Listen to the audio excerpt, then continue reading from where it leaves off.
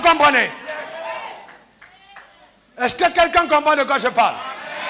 Ceux qui n'entraient pas à Canaan ne sont pas entrés, pas parce que Dieu s'était opposé à eux, mais parce qu'ils ont été victimes de leur mentalité d'esclave. Quand vous arrivez à une dimension de la connaissance de Dieu, vous devenez un jugement pour ceux qui ont traîné les pas. Les gens disent, c'est Dieu en Côte d'Ivoire, on vous demande si c'est vraiment Dieu et Wafo. Il fait comment? Non, c'est Dieu. Vraiment, il n'y a pas d'argent. On dit Wafo, il fait comment? Tu deviens un jugement. Tu deviens un miroir dans lequel les gens ne veulent pas montrer leur visage d'échec. Mais il fait donc comment? N'est-ce pas les mêmes églises? Vous prêchez, on dit, vous êtes aussi pasteur, évangélique, oui. Tu es la même chose que Wafo là? D'accord, laisse-moi t'accompagner. Et puis tu prends ton vélo, on dit, vous êtes même chose. Mais qu'est-ce que les gens veulent dire? Pourquoi est-ce qu'on ne voit pas la même gloire? Au lieu de t'approcher de celui qui a connu le chemin, tu commences à le combattre, pensant que s'il meurt, on ne saura plus la vérité. Laisse-moi te dire, chaque fois que tu t'identifies à la parole et que les gens veulent t'attaquer, ce n'est plus toi qu'ils attaquent, ils attaquent la parole. Tu n'as pas compris de quoi je parle. Ils attaquent la parole. Et personne ne peut terrasser la parole.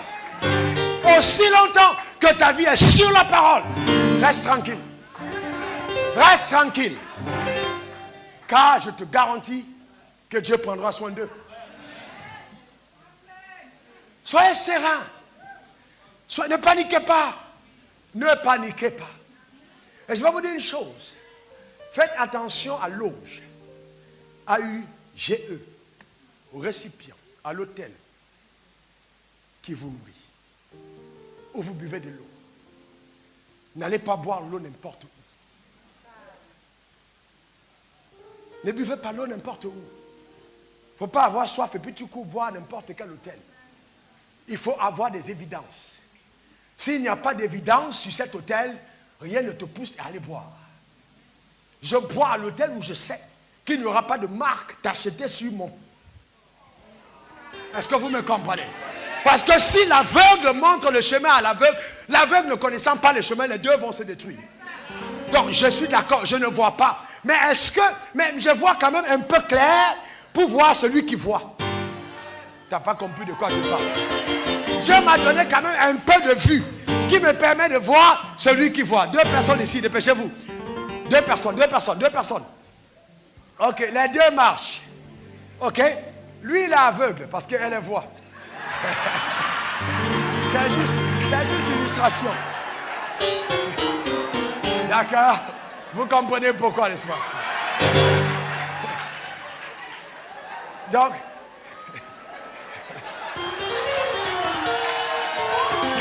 les deux sont ensemble. Et je ne vois pas trop loin. Mais je peux quand même voir la couleur de l'habit de celui qui voit. Donc, si je dois m'accrocher à quelqu'un, si j'attrape celui-ci, même son noir me montre déjà qu'il ne voit pas bien. Donc, je ne m'accroche pas à lui. Donc, j'attrape au moins celui qui a les vêtements colorés. Et la personne me heurt. À partir de ce moment, même si je ne vois pas, au moins je sais qu'elle m'amène sur le... Mais alors que si je le suis, à un certain moment, on va se retrouver par terre. Parce que lui-même, il ne connaît pas. Vous comprenez de quoi je parle?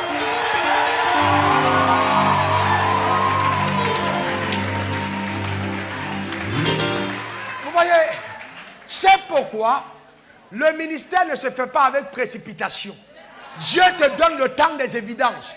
Ces évidences deviennent les preuves visibles de ce que lui, on peut te suivre. Ce n'est pas par hasard que Jésus est revenu montrer ses 2 mains en disant, regardez les marques de ma crucifixion.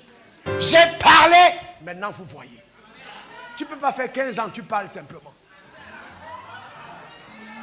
Jésus a parlé 3 ans, la 3e année et demie, on a vu.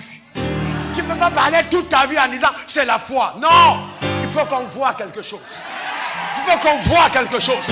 Dis à ton voisin, on doit voir quelque chose.